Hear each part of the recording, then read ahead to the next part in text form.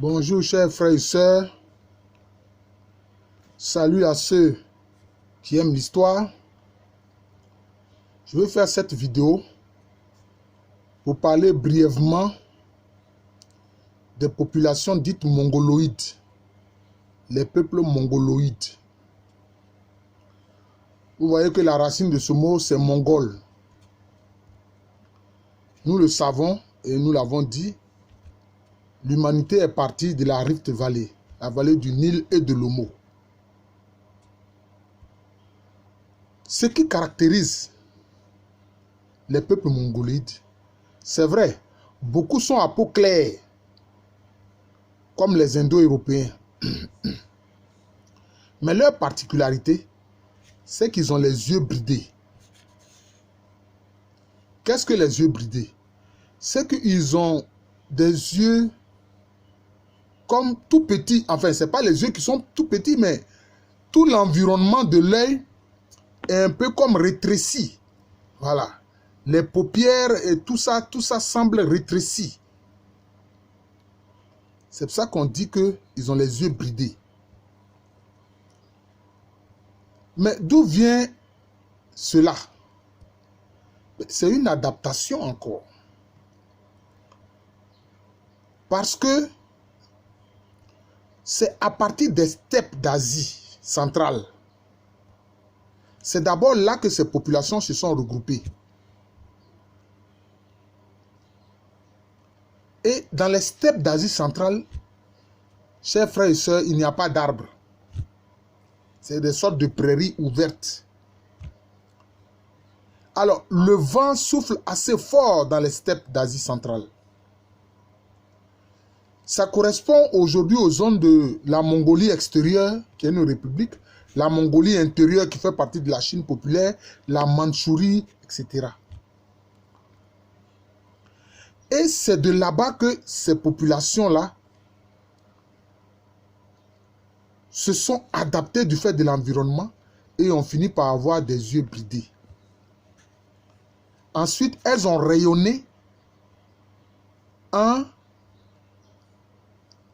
peuplant toutes les zones d'Asie. Elles ont peuplé toute l'Asie. J'ai une fois suivi un documentaire qui parlait un peu de l'ADN et puis aussi à travers l'ADN des individus, voir remonter pour voir leurs ancêtres lointains, à quel type humain ils appartiennent. Mais ils ont fait, l'un de ceux qui s'est prêté à cette étude, c'est un astrophysicien très célèbre qu'on appelle Michio Kaku. C'est un Américain, mais en fait, il descend des Japonais qui se sont installés en Amérique depuis le 19e siècle. C'est un astrophysicien très célèbre, Michio Kaku. Et en analysant, je peux dire, son ascendance, on a trouvé que son ADN et ses éléments génétiques se rapprochent des Tibétains. Vous voyez, des Tibétains, c'est-à-dire des populations du Tibet qui sont dans les montagnes, une partie des montagnes de l'Himalaya. Lui-même, il en était surpris, il en riait. Pourtant, lui, il est japonais. Enfin, américano-japonais, si vous voulez. Vous voyez. Donc, c'est à partir de ces steppes d'Asie centrale que ces populations ont rayonné, ont peuplé le Tibet, ont peuplé la Chine, ont peuplé la Corée, ont peuplé le Japon, etc. Les Philippines, etc. Et d'autres îles aussi de l'Indonésie. Mais on va voir que en Indonésie, les Mongoloïdes ne seront pas les seuls. Non, ne seront pas les seuls. Voilà. Parce qu'il y aura aussi des Noirs. Je vais en parler une autre fois. Notamment les Papous. Je vais en parler une autre fois. Donc, vous voyez, ce sont des adaptations.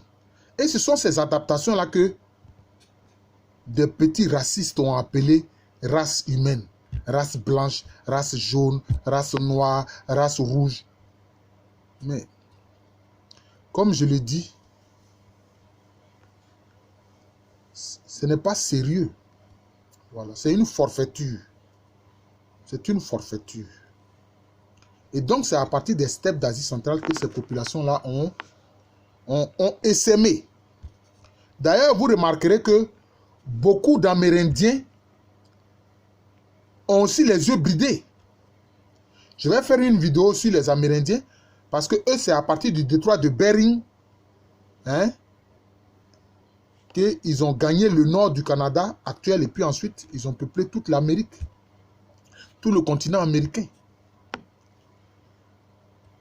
Je vous remercie. Je suis le professeur Alou Kwame René, professeur titulaire d'histoire à l'université Félix Houphouët-Boigny, à Cocody, à Abidjan, en Côte d'Ivoire, en Afrique de l'Ouest. Et vous remarquerez que beaucoup de langues des peuples mongoloïdes ou des peuples d'Asie sont des langues à ton, comme les langues africaines.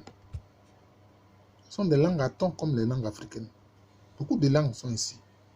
D'ailleurs, par exemple, le Japon, on le sait, c'est à partir de la Corée que le peuplement du Japon s'est fait.